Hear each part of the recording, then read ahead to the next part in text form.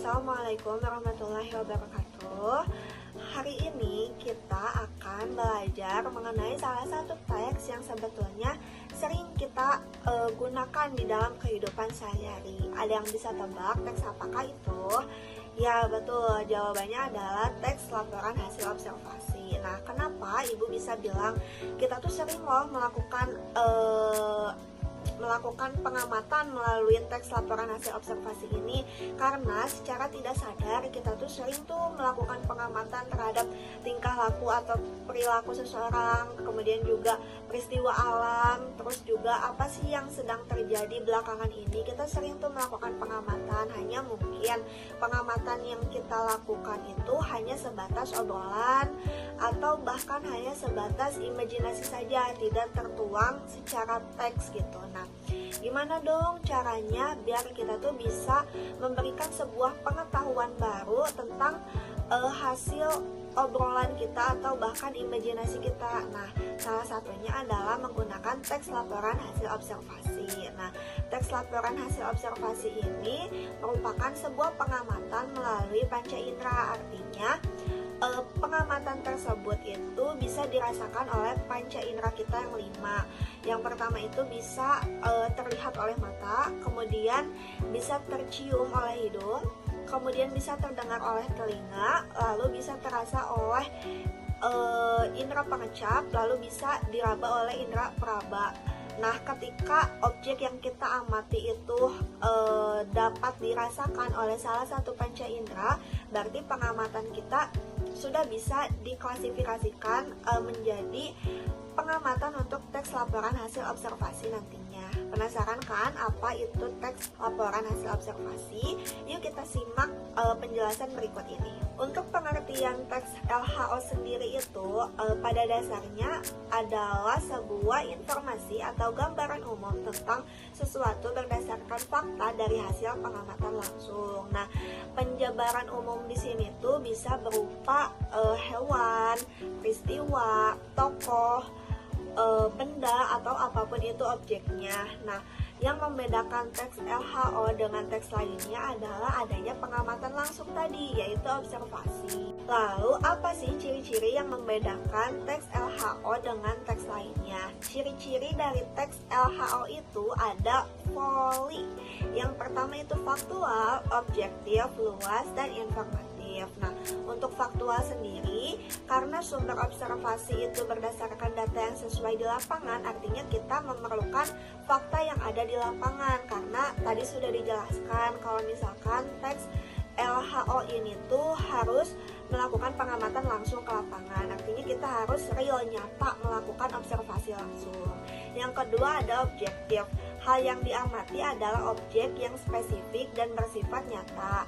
Karena teks LHO ini tuh merupakan pengamatan melalui panca indera, artinya pengamatan tersebut harus bisa dirasakan oleh salah satu panca indera agar bisa dinyatakan secara nyata gitu.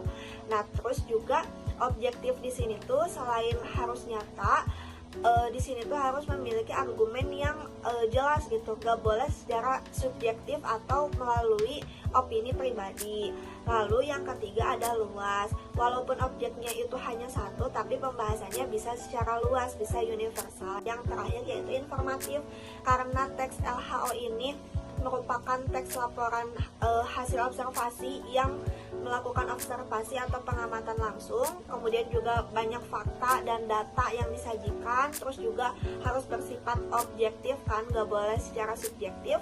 Artinya ketika pembaca membaca teks LHO tersebut diharapkan banyak informasi ataupun pembelajaran baru yang mereka peroleh gitu. Nah, kepo kan? Tadi sudah membahas mengenai pengertian dan juga ciri-ciri.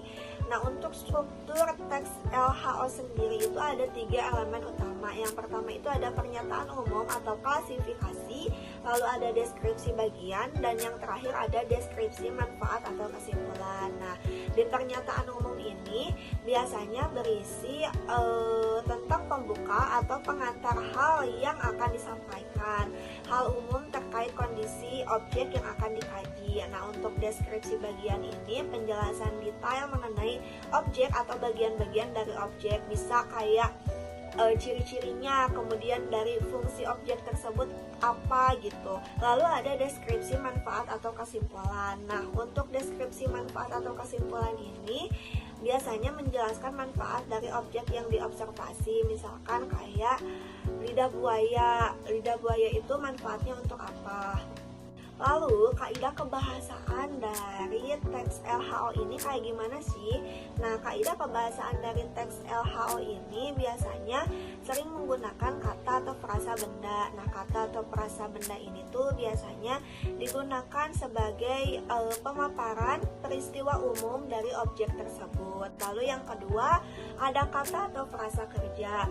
Kata ini digunakan untuk menunjukkan aktivitas atau perbuatan nyata yang dilakukan oleh partisipan. Lalu ada kata sifat atau adjektif.